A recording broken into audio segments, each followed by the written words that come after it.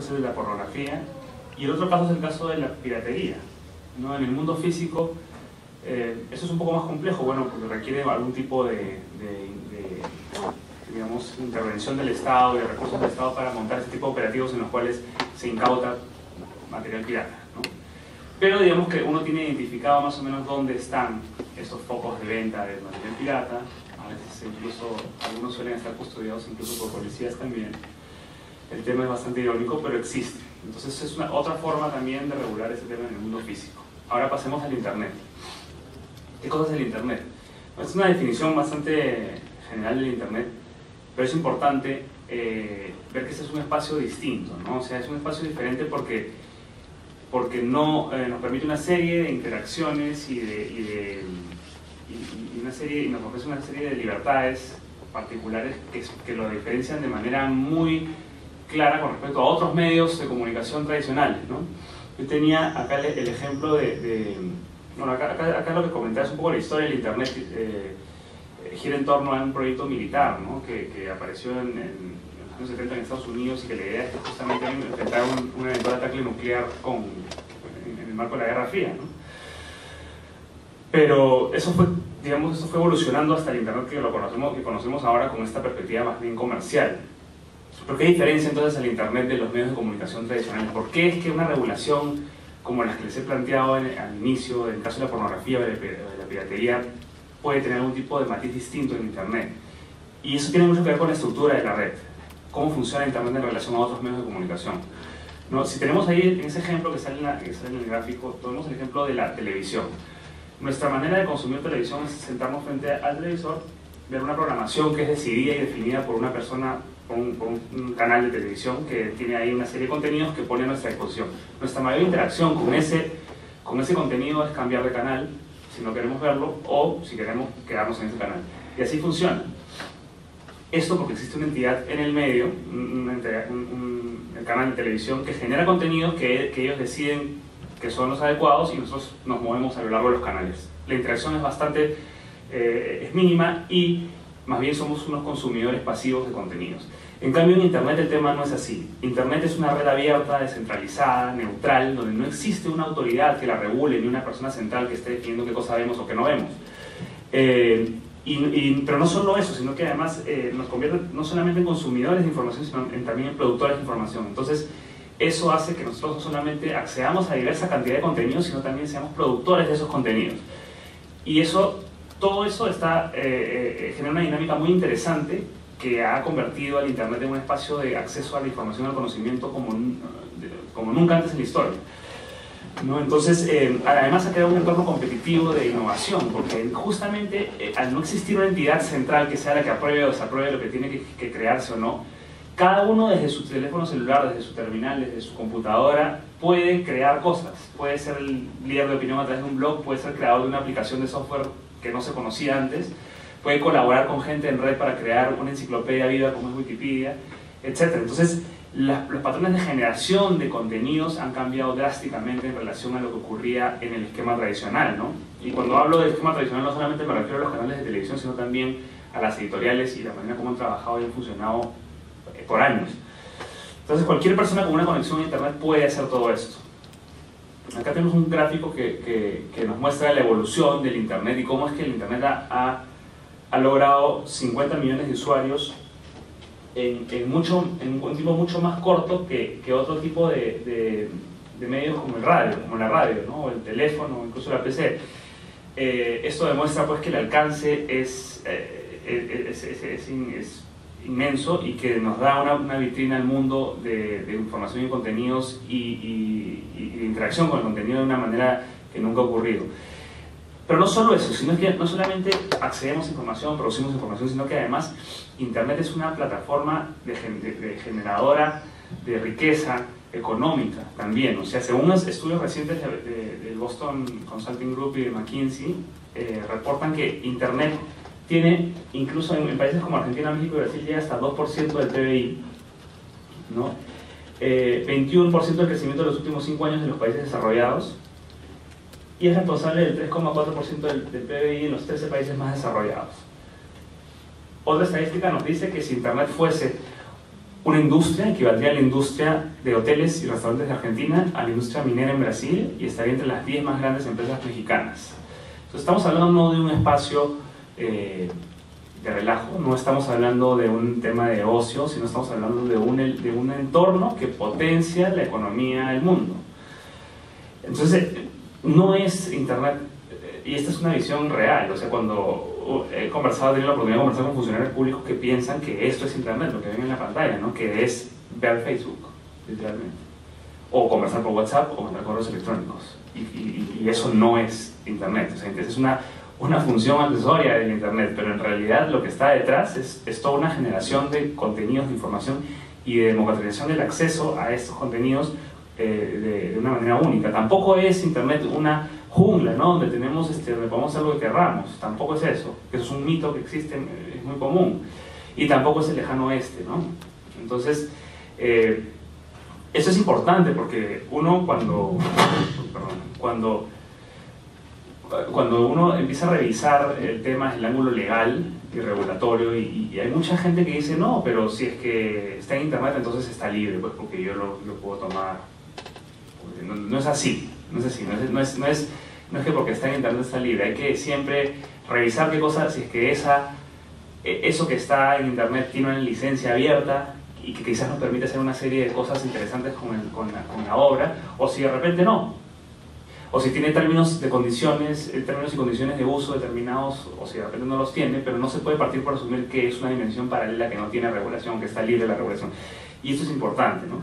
Entonces, lo que yo me interesa transmitirles en esta breve charla es que existe una idea concebida del Internet como un espacio donde podemos hacer lo que queramos, y no es así. O incluso un espacio visto como, por otro lado, un espacio visto como una amenaza. Ese es otro gran mito de la visión del Internet, ¿no? Ahora en la mañana era muy interesante cómo en el Congreso el día de hoy se ha aprobado un proyecto de ley de cibercrimen en el Congreso de la República Peruana, que aunque parezca que no, creo que está un poco interesado en los temas de Internet y de su regulación últimamente, y están corriendo muchos proyectos de ley relacionados con el tema. Y era interesante ver cómo es que los congresistas, y esto revela también parte de la percepción nacional del tema, tienen la impresión de que Internet es una amenaza, o sea, que es la gran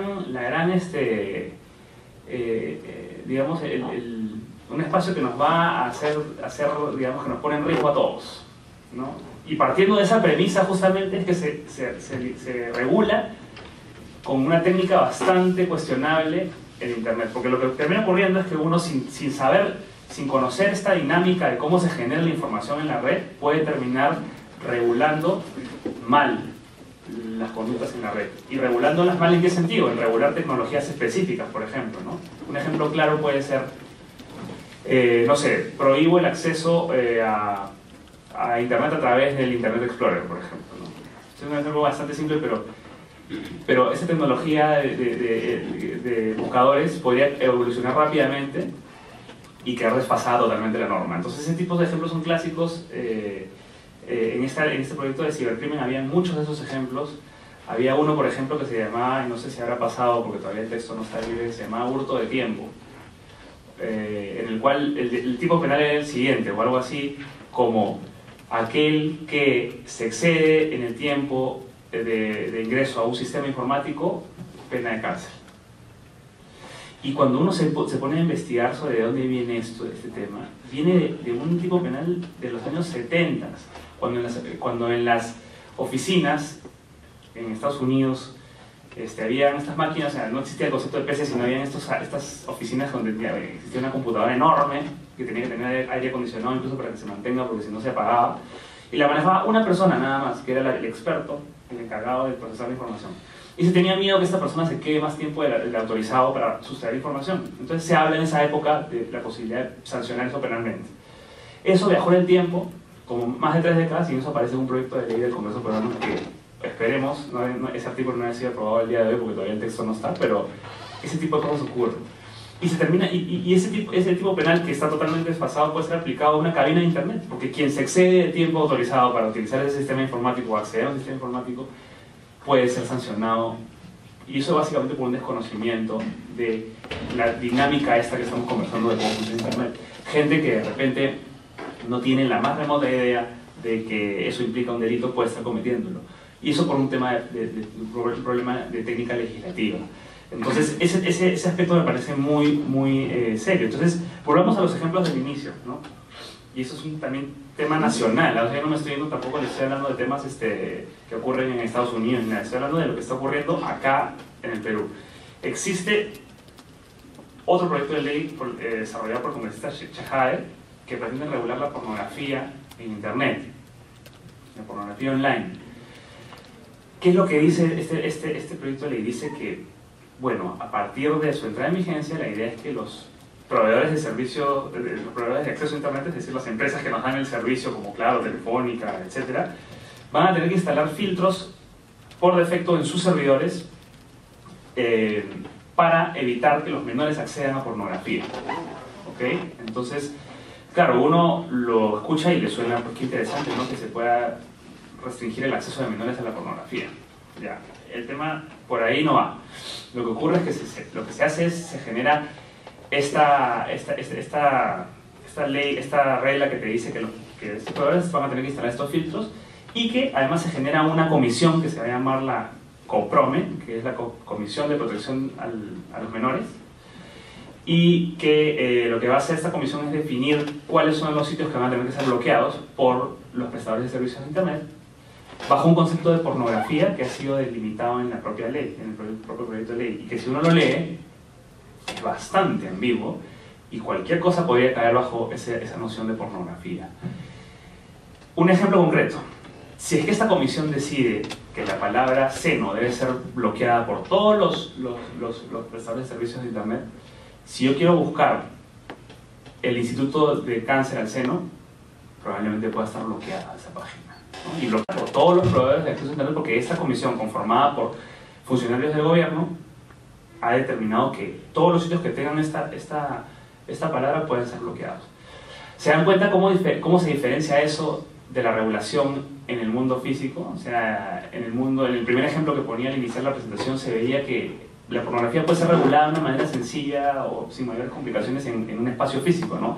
Esta ley que te dice no se exhiba revistas pornográficas en kioscos, relativamente fácil de controlar. En Internet, cómo se controla la pornografía es muy complicado. Y además, la pornografía en sí misma no es un delito.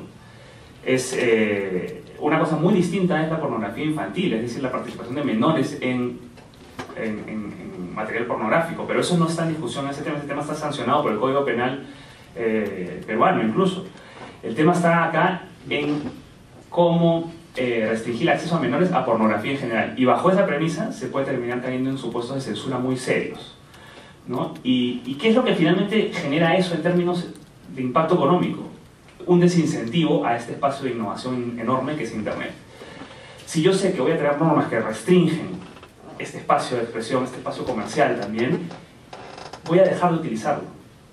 Y hemos visto a lo largo desde la explosión de la red que Internet se constituye en un espacio propicio para el emprendimiento. En el Perú ahorita hay toda una movida de startups interesante que consiste en amigos que se juntan a desarrollar una idea de negocio y la lanzan a través de Internet, ¿no? Y entonces es tan sencillo como eso, simplemente tener, como les decía en la presentación, una conexión a Internet, buenas ideas, un plan claro, y ya estamos listos para escribir, para generar contenidos, para ser empresarios, para hacer... Ese es uno de los grandes beneficios del Internet. Y si nosotros introducimos este tipo de regulación disruptora, podemos generar efectos nocivos y muy nocivos, incluso irreparables, para este entorno y este ecosistema digital.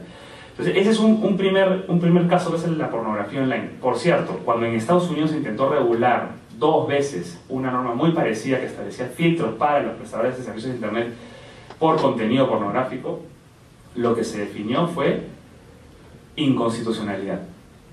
2 veces. ¿Por qué? Porque justamente ponía en riesgo derechos fundamentales como el de la libertad de expresión. Ese es un segundo ejemplo, además del de cibercrimen que les comentaba. Y un tercer ejemplo que aparece con el caso de la piratería. ¿Se acuerdan que en la segunda lámina hablábamos de la piratería física, de los lugares donde venden discos piratas, etcétera? Bueno, es una tarea que, como les decía, de repente requiere ciertos recursos en términos de observancia y de fiscalización, cómo trasladan la persecución de los delitos de propiedad intelectual en Internet. Y es un gran tema, ¿no? O sea, ya existe en nuestro sistema de derechos de autor regulación que protege a los titulares de derechos. Existe, y incluso cuando hablamos de Internet se ha generado un marco normativo nuevo que también lo que hace es decirle a los prestadores de servicios de Internet: ok, prestadores de servicios de Internet, si ustedes les notifican una infracción de derechos de autor, ustedes tienen que proceder a retirarla con diligencia, de manera efectiva y rápida. Si ustedes lo hacen, los exoneramos de responsabilidad. Y así funciona la regla. Cuando ustedes entran a ver un video en YouTube, por ejemplo, y ya no lo encuentran y les dice este video ha sido retirado por razones de copyright, es porque este sistema legal funciona. Y ese mismo sistema legal que funciona en Estados Unidos lo hemos importado a nuestro sistema local a través del TLC. Y este año se termina de regular, porque, bueno, así nos han dicho, el MINCETUR ha iniciado toda una audiencia pública para recibir comentarios de cómo implementar este capítulo, que es el último que falta de propiedad intelectual dentro del TLC, justamente el de la responsabilidad de los prestadores de servicios de Internet en casos de infracciones a los derechos de autor. Entonces, ahí lo que tenemos es que tenemos que en ese tipo de regulaciones tenemos que medir mucho también hasta dónde va la regulación, ¿no? Como les digo siempre, la regulación puede ser buena, pero si es moderada y si es equilibrada. ¿Qué problemas encontramos en este sistemas de regulación sobre el intermediario? Bueno, en Estados Unidos este sistema funciona de manera privada, es decir, yo soy el afectado y notifico a Yahoo, a YouTube o a cualquier intermediario prestador de servicios de Internet y le digo: ¿sabes qué, Yahoo? He encontrado en tus sistemas una canción mía que alguien está compartiendo que no, retírala por favor. Entonces, según ese sistema normativo que les he explicado, lo que tendría que hacer Yahoo es, una vez notificado el tema, decir: ok, Oscar ha recibido tu reclamo, voy a proceder a ver el tema. Si Yahoo determina que es un contenido que es infractor, lo procede a retirar. El sistema funciona de manera privada. Al momento, y así funciona en Estados Unidos. En el Perú, como les decía, hemos importado esto a través del TLC, y en el proceso de discusión de la implementación va a haber un tema muy importante a tomar en cuenta, y es que nuestro sistema es un sistema basado también en el respeto a los derechos humanos. Entonces, si vemos un poco más allá, vemos que cómo un privado va a decidir qué cosa se coloca o qué se retira dentro de una... ¿No es acaso el juez o la autoridad quien debería ser el competente para determinar la infracción y en base a eso decir se retira o se queda? Entonces vemos ahí un tema de debido proceso, ¿no? Y además un tema de libertad de expresión, porque podría estar el privado censurando un contenido infringiendo el derecho a la libertad de expresión. E incluso también un derecho de privacidad, porque si es que se exige a través de ese sistema normativo, al momento de implementarlo, que el prestador de servicios de Internet se ponga a monitorear a sus usuarios para ver qué están haciendo, también habría una potencial infracción al derecho de la intimidad. Entonces, vemos que cuando hablamos de regular Internet no estamos hablando solamente de sacamos una norma para corregir conductas, no, hablamos de un tema mucho más complejo y que puede generar efectos muy nocivos en el mercado. Para un poco resumir lo que les venía a contar ahora, es muy importante al momento de hablar de regulación de Internet el respeto a libertades fundamentales. Nuestros cursos de Derecho Constitucional en ese momento tienen que ser los primeros que vengan a nuestra mente y ver cómo es que se está regulando esto y cuáles son los efectos que se generan detrás. Eso es lo rico y lo interesante de la regulación del Internet, ¿no? Que cuando queremos aplicar una misma norma que puede funcionar muy bien en el mundo físico, nos encontramos con una serie de complejidades que hacen que el tema no funcione igual e incluso genere más problemas de los que pretende solucionar. Y otro tema clave, que es otra segunda idea que me gustaría que les quede esta charla, es que es necesario preservar el ecosistema digital. Como les digo, hay mucha riqueza en términos económicos en este espacio, mucha innovación que es necesario preservar. Y si nosotros introducimos regulación mal pensada, con poca técnica y con poca, digamos, y muy poco conectada con la realidad, podemos generar problemas bastante serios, ¿no? Esta ley SOPA que yo les ponía en la lámina anterior fue una ley que fue un estándar adicional al que yo les he comentado que existe en estos momentos en Estados Unidos y que hemos importado en el TLC, ¿no? La ley SOPA lo que decía prácticamente era que cualquier sitio que potencialmente esté relacionado con el robo de propiedad intelectual debía ser incluso cerrado y bloqueado. Entonces, eso era una medida mucho más extrema. Finalmente esa ley SOPA no prosperó y se quedó en proyecto de ley y ahí quedó. Pero así como esa ley, muchas más pueden venir. Y es importante tener presente eso, ¿no? Nuestro Congreso, como les digo, está, ahorita si uno se pone a revisar, encontró una larga lista de proyectos de ley relacionados con la regulación del Internet, ¿no? Hoy día, no sé si se llegó a debatir también esta ley de negacionismo, por ejemplo, ¿no? Que decía que aquel que niegue la existencia del terrorismo, bueno, pues va a ser sancionado, ¿no? Entonces, sin embargo, pero lo curioso de esto es que hay un agravante. Cuando uno comete la conducta a través de tecnologías de la información, mayor pena de cárcel. Hay una idea de que el Internet es una amenaza, cuando en realidad, como hemos visto, no es eso, ¿no? O sea, genera amenazas y oportunidades, pero yo creo que son mucho más las oportunidades que las amenazas que puede generar. Y bueno, eso simplemente lo que les quería comentar. Es importante preservar esta estructura, este ecosistema, y tener mucho cuidado al momento de regular Internet, mucha técnica legislativa y mucho cuidado porque las consecuencias pueden ser irreversibles. Muchas gracias.